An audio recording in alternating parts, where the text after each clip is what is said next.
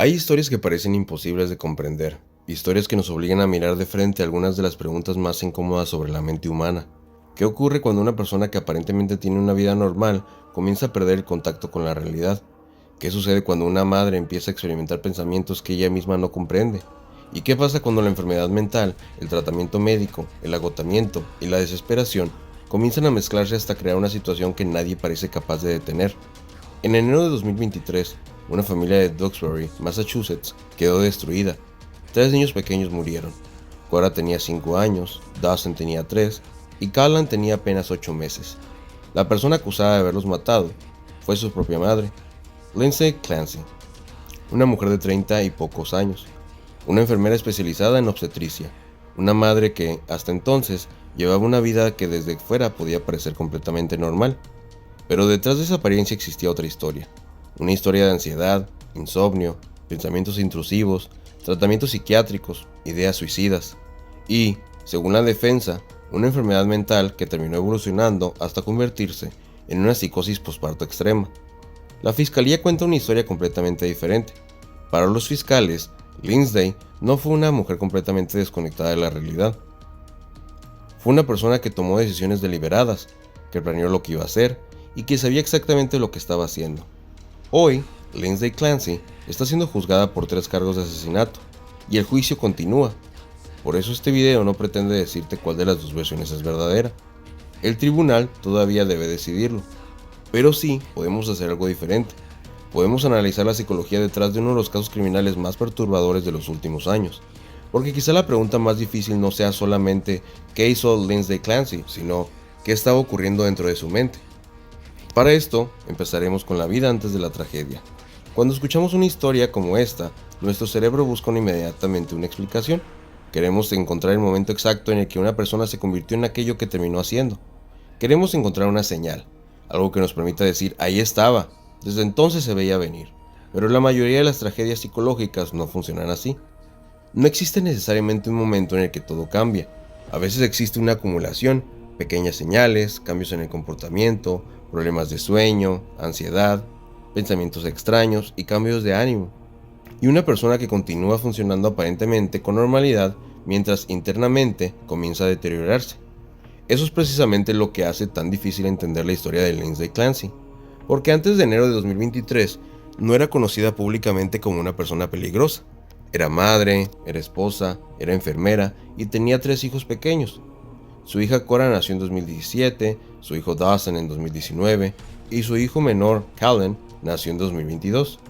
Desde fuera, la familia parecía estar viviendo una vida relativamente normal, pero después del nacimiento de Callan comenzaron a aparecer problemas importantes: ansiedad, insomnio, agotamiento y una sensación cada vez mayor de no poder controlar lo que estaba ocurriendo dentro de su cabeza. El agotamiento de la maternidad. Ser madre de un bebé puede ser psicológicamente agotador, pero existe una diferencia enorme entre el cansancio normal y una alteración psiquiátrica. Dormir poco durante algunas noches puede hacer que una persona esté irritable. Dormir muy poco durante periodos prolongados puede comenzar a afectar la memoria, la concentración, la regulación emocional y la percepción. Y cuando el sueño prácticamente desaparece, la situación puede volverse peligrosa. El cerebro necesita dormir, no como un lujo, como una necesidad biológica.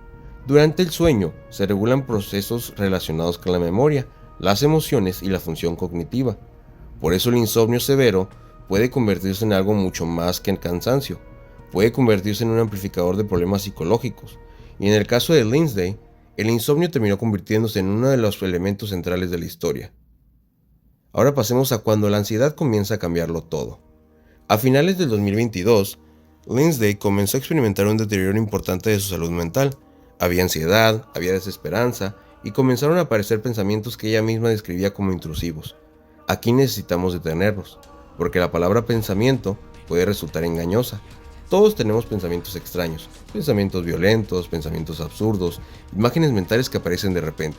Y tener un pensamiento no significa querer realizarlo. De hecho, una característica de los pensamientos intrusivos es precisamente que pueden resultar aterradores para la persona que los experimenta. El problema aparece cuando esos pensamientos se vuelven cada vez más frecuentes. Cuando generan miedo, cuando la persona comienza a creer que podría perder el control, y especialmente cuando aparecen junto con otros síntomas: insomnio, ansiedad extrema, desorganización, cambios de percepción y desesperanza. En diciembre de 2022, la situación había empeorado considerablemente.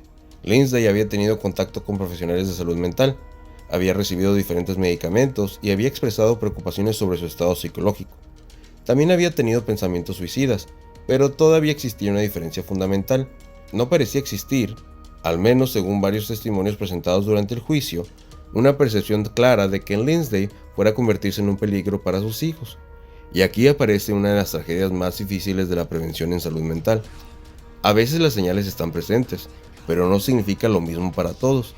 Una persona puede decir "no puedo dormir" y un profesional escuchar "está atravesando una depresión". Otra puede decir "estoy teniendo pensamientos horribles" y alguien puede interpretarlo como ansiedad. El problema es que ciertos trastornos pueden evolucionar rápidamente, y cuando lo hacen, la ventana para intervenir puede ser extremadamente pequeña. Ahora veamos la psicosis posparto. Para comprender este caso, necesitamos conocer uno de los conceptos más importantes de toda la historia: la psicosis posparto. Y antes de continuar, debemos aclarar algo. La psicosis posparto es extremadamente rara. No es simplemente depresión posparto, no es simplemente ansiedad, y no significa que una madre esté triste después de tener un bebé. Es una emergencia psiquiátrica que puede producir alteraciones profundas de la percepción y del pensamiento. Pueden llegar a incluir alucinaciones, delirios, confusión, paranoia, desorganización, cambios extremos de ánimo y pérdida de contacto con la realidad.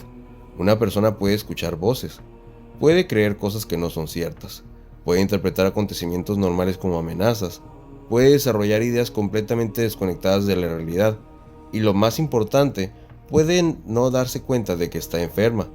Ese último punto es fundamental, porque cuando una persona tiene una infección, normalmente puede reconocer que está enferma, pero cuando la alteración ocurre en la propia percepción de la realidad, la enfermedad puede formar parte de la realidad que la persona está experimentando. Imaginemos por un momento que una persona comienza a escuchar una voz, no como una imaginación, no como un pensamiento, sino como algo que parece venir realmente de afuera. Ahora imaginemos que esa voz le dice que existe un peligro. La persona mira alrededor, no encuentra nada, pero la voz continúa.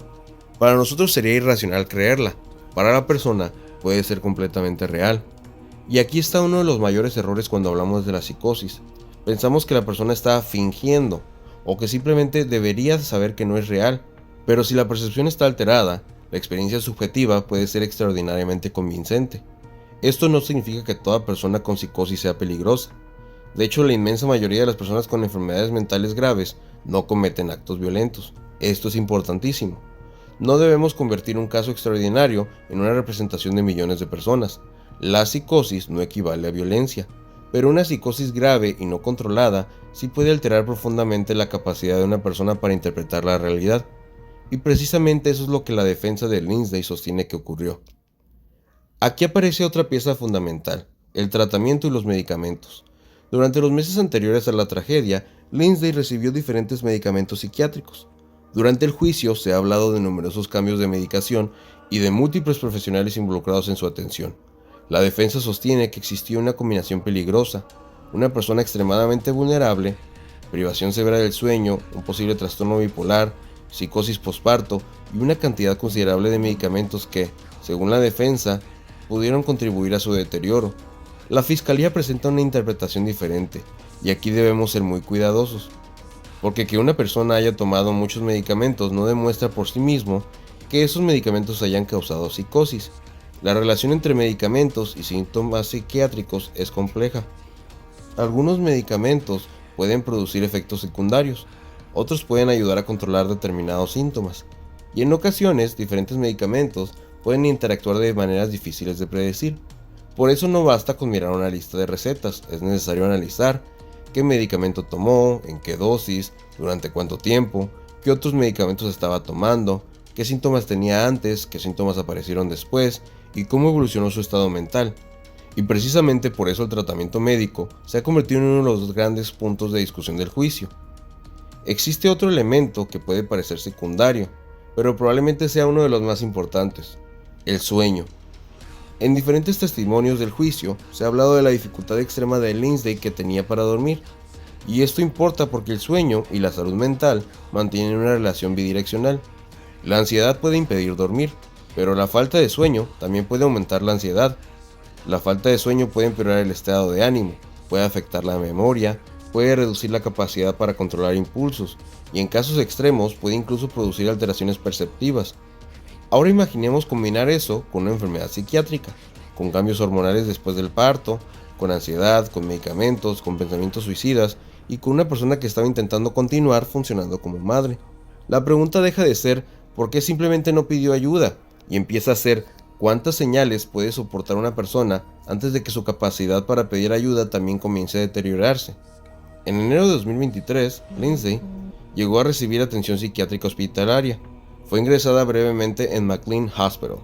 Este punto resulta especialmente importante, porque demuestra que la situación ya había alcanzado un nivel suficientemente grave como para requerir intervención especializada, pero después fue dada de alta, y según la defensa, sus síntomas continuaron.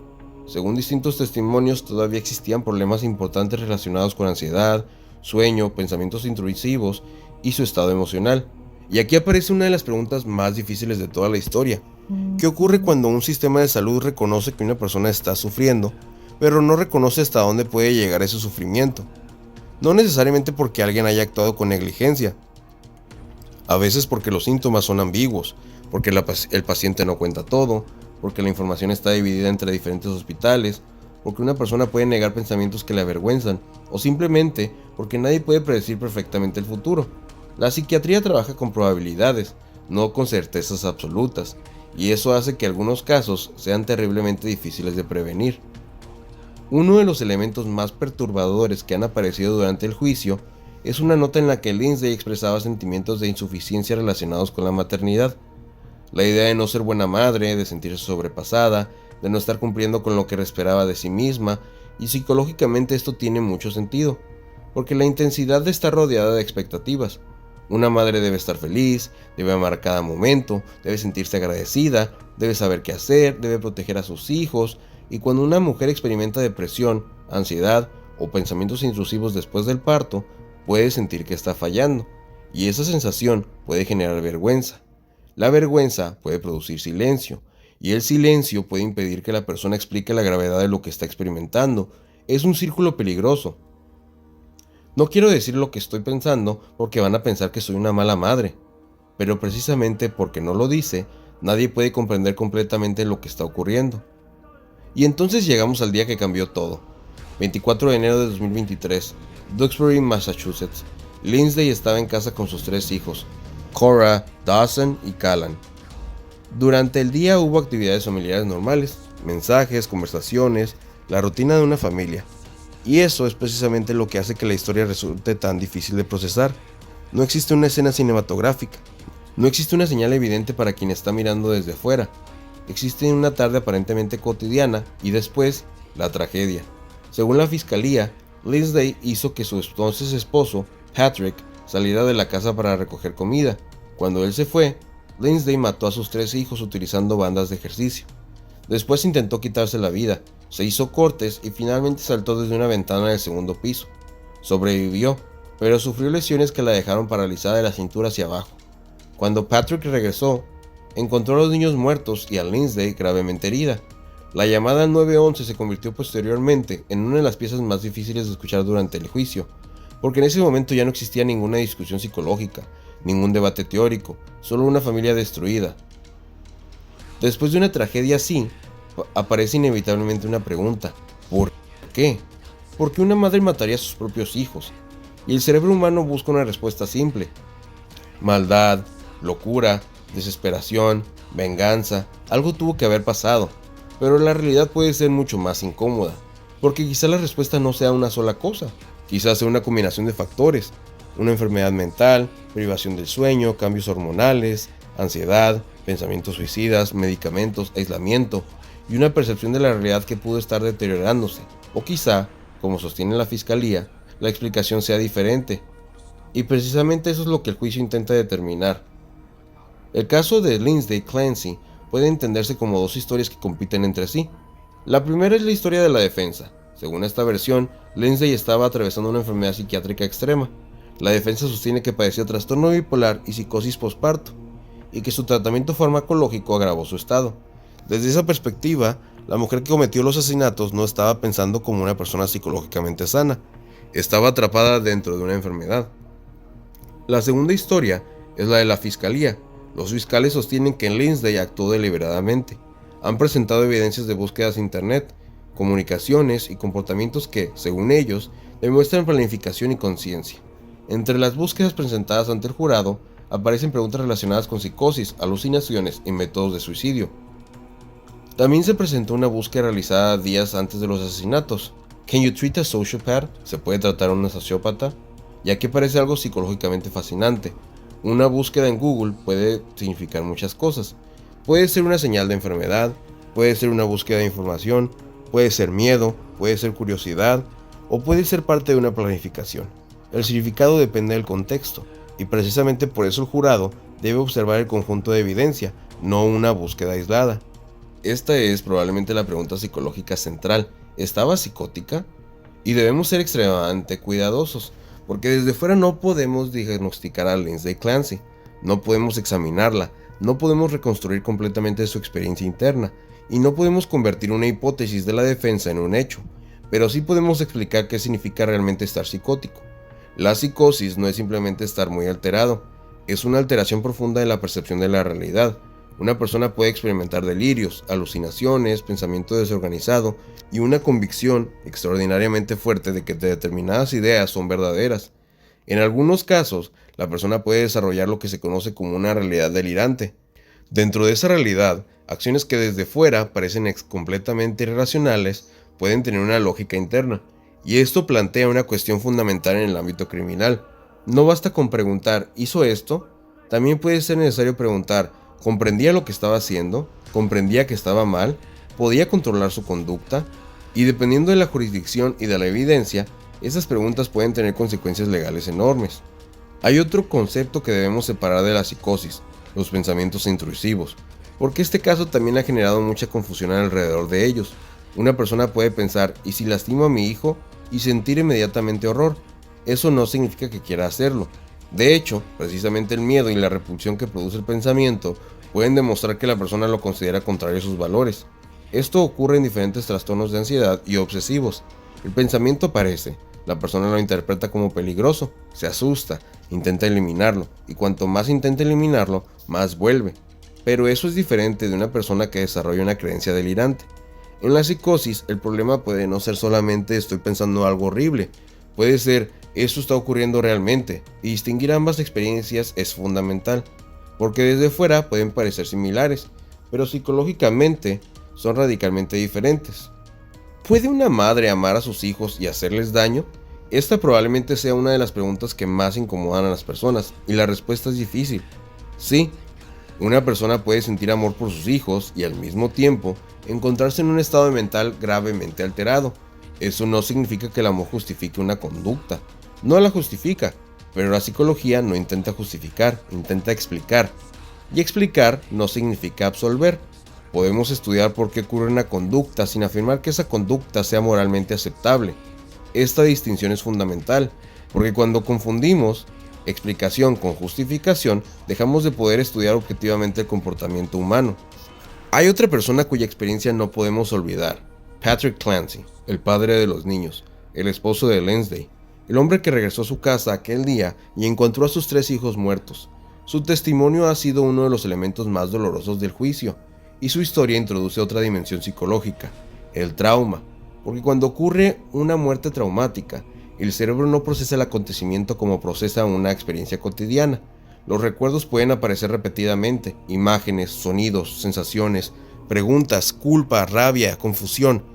Y cuando la persona que presuntamente causó la tragedia es alguien que amabas, el trauma puede volverse todavía más complejo, porque el cerebro puede experimentar emociones contradictorias: amor, odio, dolor, compasión, rabia y culpa, todo al mismo tiempo.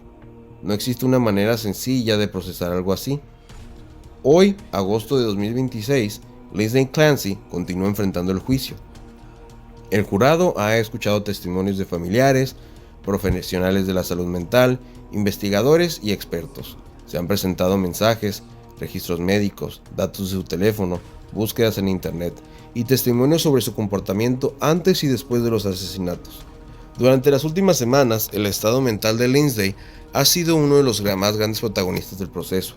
Su antigua psiquiatra declaró sobre su tratamiento, otros profesionales hablaron de sus síntomas, y también se discutió el hecho de que Lindsay había contactado líneas de ayuda para suicidio en 2 ocasiones, algo que algunos de sus profesionales no conocían en ese momento.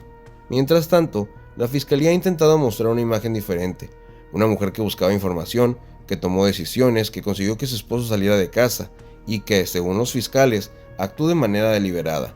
La defensa intenta mostrar precisamente lo contrario, una mujer cuyo pensamiento estaba siendo destruido progresivamente por una enfermedad mental. Y ahí está el verdadero centro del juicio, no solamente determinar qué ocurrió, sino determinar qué estaba ocurriendo dentro de su mente cuando ocurrió. Hay algo que este caso puede enseñarnos incluso antes de que exista un veredicto. La enfermedad mental no convierte automáticamente a alguien en peligroso. Eso sería una conclusión profundamente equivocada. La mayoría de las personas con enfermedades psiquiátricas nunca cometen actos violentos, y millones de personas viven con depresión, ansiedad, trastorno bipolar u otras enfermedades sin presentar una amenaza para los demás. El caso de Lindsay es extraordinario precisamente porque ocurrió una combinación extremadamente grave de circunstancias, y cuando analizamos casos extraordinarios, debemos evitar convertirlos en estereotipos. Una persona con psicosis no es un monstruo, es una persona enferma, pero tampoco podemos utilizar automáticamente una enfermedad mental para explicar cualquier conducta. La existencia de una enfermedad no demuestra por sí misma que esa enfermedad haya causado un acto concreto, y esa es precisamente la diferencia entre comprender psicológicamente un caso y diagnosticarlo desde internet.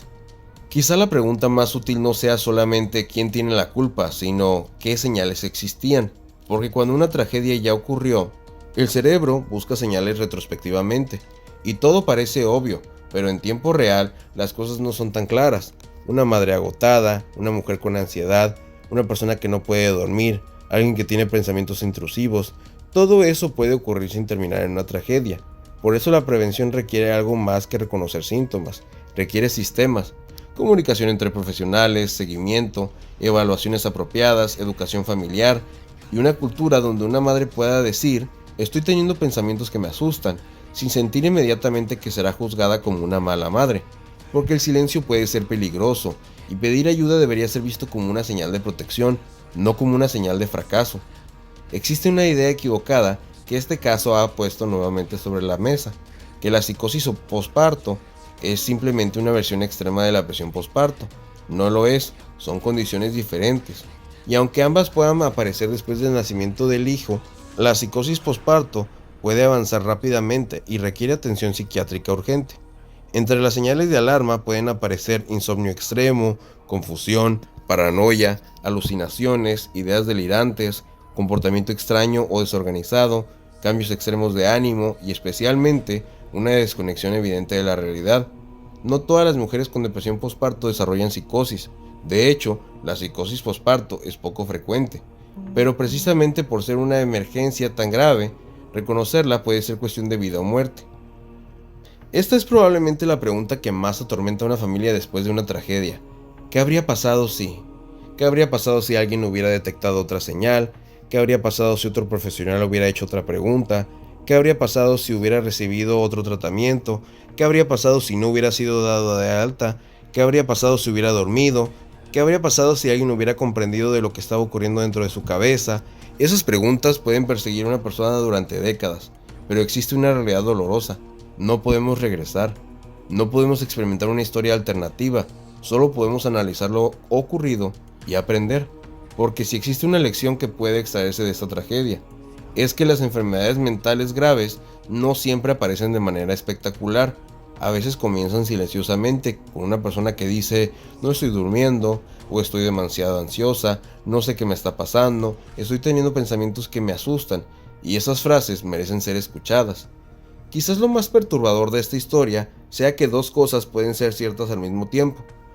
Podemos sentir una compasión enorme por una persona que estaba sufriendo psicológicamente y al mismo tiempo sentir un dolor inmenso por sus víctimas. Podemos reconocer que la psicosis es una enfermedad devastadora sin afirmar que toda conducta cometida durante una enfermedad mental sea automáticamente causada por ella. Podemos reconocer que quizás existieron fallas en el tratamiento sin asumir que esas fallas expliquen por completo lo ocurrido, y podemos reconocer que una madre puede haber amado profundamente a sus hijos sin minimizar el horror de lo que ocurrió. La mente humana es capaz de contener contradicciones, y quizás esa sea una de las cosas más difíciles de aceptar. Queremos respuestas limpias, pero la realidad no siempre las ofrece. En enero de 2023, 3 niños perdieron la vida: Cora, Dawson y Callan. Y desde entonces, una pregunta ha perseguido a todos los que han seguido esta historia: ¿cómo pudo ocurrir? La respuesta todavía no está completamente determinada. El juicio continúa, la fiscalía presenta una historia, la defensa presenta otra, y será el sistema judicial quien determine la responsabilidad penal de Lyndon Clancy. Pero independientemente del veredicto, existe una conversación que vale la pena tener, una conversación sobre la salud mental, sobre maternidad, sobre psicosis, sobre el sueño, sobre la prevención y sobre lo difícil que puede ser reconocer que alguien que aparentemente estaba funcionando, en realidad estaba luchando por mantenerse conectado con la realidad. Quizás la mayor lección de este caso no sea que debamos aprender a identificar monstruos, quizás sea exactamente lo contrario, que debemos aprender a identificar seres humanos que están sufriendo antes de que sea demasiado tarde, porque una enfermedad mental grave no siempre se ve como imaginamos. A veces tiene la apariencia de una madre, de una enfermera, de una persona que sonríe, de alguien que responde mensajes, de alguien que parece estar llevando una vida normal, hasta que deja de poder hacerlo. Y tal vez por eso esa historia resulta tan difícil de aceptar, porque nos obliga a reconocer que el comportamiento humano no siempre puede explicarse con una sola palabra: buena, mala, loca, enferma, inocente, culpable. Son palabras demasiado pequeñas para describir una mente humana, y cuando intentamos comprender una tragedia, quizás la primera responsabilidad no sea encontrar una respuesta rápida, sino aprender a hacer mejores preguntas. ¿Qué estaba ocurriendo? ¿Qué señales existían? ¿Qué pudo haberse hecho? ¿Qué no comprendimos? ¿Qué podemos aprender para que una historia así no vuelva a repetirse? Te propongo algo: no conviertas este caso simplemente en una discusión de culpable o inocente, porque precisamente esa es la parte que el tribunal está intentando resolver. En cambio, dime, ¿crees que el sistema de salud mental identificó correctamente las señales de alarma? ¿Hasta qué punto una enfermedad mental puede afectar la responsabilidad de una persona? Y sobre todo, ¿qué podemos hacer para detectar una crisis psiquiátrica antes de que llegue a un punto irreversible? Recuerda que el objetivo de este video no es diagnosticar a Lyndon Clancy desde fuera ni decirte qué debes pensar sobre el juicio. Es analizar un caso real desde una perspectiva psicológica y entender un poco mejor cómo funciona la enfermedad mental, el trauma, la psicosis y el comportamiento humano.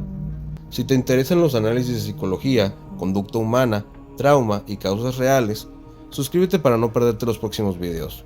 Y gracias por acompañarme hasta el final. Si te gustó este video, dale like, no olvides seguirme y nos vemos en el próximo video. Bye.